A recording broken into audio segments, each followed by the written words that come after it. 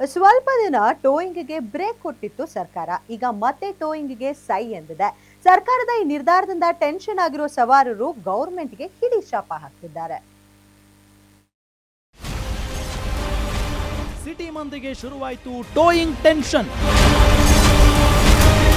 ಸಿಕ್ಕಲ್ಲಿ parking ಮಾಡಿದ್ರೆ ಎತ್ತಾಕೊಂಡು ಹೋಗೋದೇ, ಎತ್ತಾಕೊಂಡು ಹೋಯ್ತಾ ಇರದೆ ನಮ್ಮ ಮನೆ ದೇವರಾಣೆ, ಎತ್ತಾಕೊಂಡು ಹೋಯ್ತಾ ಇರದೆ. ಬೆಂಗಳೂರಿನ ಜನರ ಸಿಟ್ಟಿಗೆ ಹಾಗೂ ಆಕ್ರೋಶಕ್ಕೆ ಮೂಲ ಕಾರಣ ಈ ಹಿಂದೆ ಟೋಯಿಂಗ್ ಮಾಡೋರ ವರ್ತನೆ.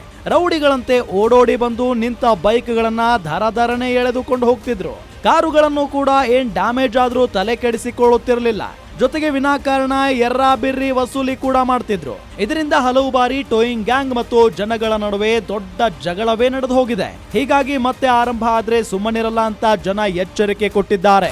ಮೇಡಮ್, ಅದು ಒಂದ್ ಕಡೆ ಒಳ್ಳೇದೇ ಅನ್ಸುತ್ತೆ, ಇನ್ನೊಂದ್ ಕಡೆ ಕೆಟ್ಟದ್ದು ಅನ್ಸುತ್ತೆ.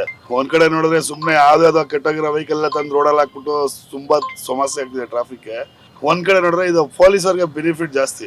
ಸುಮ್ನೆ ಹೇಳ್ತಾರೆ, ಫೋಟೋ ಹೊಡ್ಕೊಂಡೋಗ್ತಾರೆ, ಆಮೇಲೆ ಎದುರಿಸ್ಬಿಟ್ಟು 100 ಕೊಡು 200 ಕೊಡು 500 ಕೊಡು ಅಂತ. ನಮ್ಗಂತೂ ಪ್ಯಾಸೆಂಜರ್ ಇಳಿಸೋಕೆ ಕಷ್ಟ. ಎಲ್ಲರೂ ನಿಲ್ಲಿಸ್ಬಿಟ್ಟು ಪ್ಯಾಸೆಂಜರ್ ಇಳಿಸ್ತಾ ಇರ್ತೀವಿ, ಬಂದಿದೆ ಇಮಿಡಿಯೇಟ್ ತೊಂದರೆ ಕೊಟ್ಬಿಡ್ತಾರೆ. ಗಾಡಿ ಎತ್ತೋ ಇಲ್ಲ ಫೋಟೋ ತೆಗಿತೀನಿ ಅಂತಿದ್ರೆ ಪ್ಯಾಸೆಂಜರ್ ಇಳಿಸಕ್ ಹೋಗ್ಬಿಡಲ್ಲ, ನಮ್ಗೆ ತುಂಬಾ ತೊಂದರೆ ಆಗುತ್ತೆ. ಸದ್ಯಕ್ಕಿರೋ ಬೆಂಗಳೂರು ಸಂಚಾರಿ ರೂಲ್ಸ್ ಅನ್ನ ಸರಿಯಾಗಿ ಅನುಷ್ಠಾನಗೊಳಿಸಿ, ಜೊತೆಗೆ ಪೊಲೀಸರ ಭ್ರಷ್ಟಾಚಾರ ನಿಲ್ಲಿಸಿ. ಅಷ್ಟೇ ಅಲ್ಲ, ಸಾರ್ವಜನಿಕರ ಜೊತೆ ಸಂಯಮದಿಂದ ಹಾಗೂ ಸೌಜನ್ಯದಿಂದ ಪೊಲೀಸರು ವರ್ತಿಸಲಿ. ಬಳಿಕವಷ್ಟೇ ಟೋಯಿಂಗ್ ಶುರು ಮಾಡಲಿ ಅನ್ನೋದು ಜನರ ಒತ್ತಾಯವಾಗಿದೆ. ಈ ತರ ಹಾಕಿದ್ರೆ ಇವಾಗ ಪೊಲೀಸರು ತಗೊಂಡು ಹೋಗ್ತಾರೆ, ಮತ್ತೆ 1000 ಕೊಡಿ 2000 ಕೊಡಿ ಅಂತ ಹೇಳ್ತಾರೆ. ಡ್ಯಾಮೇಜ್ ಆಗುತ್ತೆ, ಮತ್ತೆ ಪೊಲೀಸರು ಏನು ಕೊಡಲ್ಲ. ಅಲ್ಲಿ ಯಾಕೆ ಹಾಕಿದ್ದಾರೆ ಅಂತ ಹೇಳ್ತೀರಾ, ಪೊಲೀಸ್ ಅವರು ಹೇಳ್ತಾರೆ.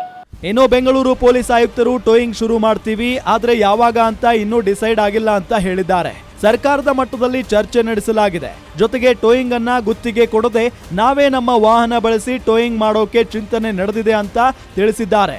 ಏನೇ ಆದ್ರೂ ಯಾವುದೇ ರೂಲ್ ಜಾರಿಗೆ ತಂದ್ರು ಪಬ್ಲಿಕ್ಗೆ ಯಾವುದೇ ಕಿರಿಕಿರಿ ಆಗದಂತೆ, ಸಂಚಾರಕ್ಕೂ ತೊಡಕಾಗದಂತೆ ಅನುಷ್ಠಾನಗೊಳಿಸಲಿ ಅನ್ನೋದೇ ಎಲ್ಲರ ಆಶಯ. ಕ್ಯಾಮರಾ ಪರ್ಸನ್ ರೂಪೇಶ್ ಜೊತೆ Shami Shetty, metro bureau, guarantee news.